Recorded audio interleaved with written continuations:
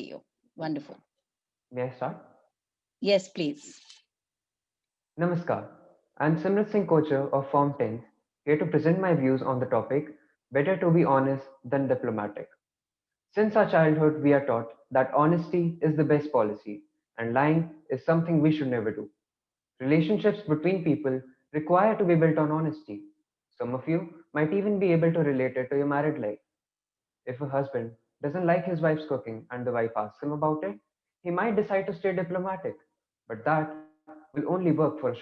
At some point, it could become unbearable and he might lash out. Slowly, all diplomatic things in the relationship would start to fall apart and daily arguments would pursue.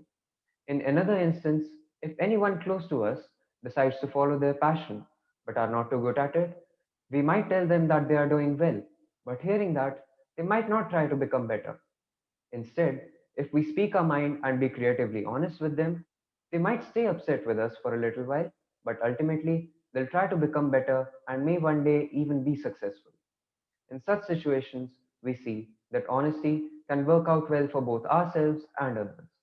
But that is not always the case. Chanakya once said, a person should not be too honest. Straight trees are cut first, and honest people are screwed first. As we experience life, we begin to understand that being honest in some situations is not the way to go. Honesty is a trait that is appreciated by many, followed by a few, and understood by even fewer. Being honest in some situations can lead to huge misunderstandings, which can turn out bad for both ourselves and others. So we must carefully decide whether we are to be honest or diplomatic. Looking on what's at stake is a good way to know how to react to the situation. For instance, speaking our mind to our boss might mean losing our job, and in some cases, being completely honest with our friends might hurt them, and we might lose them as well. So, in conclusion, I want to say that sometimes we must begin, we must learn to create a balance between honesty and diplomacy because life demands it. For example, if I meet someone that I don't like and I have to be nice to them, I'll try to point out the qualities that I admire in them. In this way, I'm not being dishonest with them at all, and at the same time, I am being diplomatic by steering the conversation towards a positive outcome.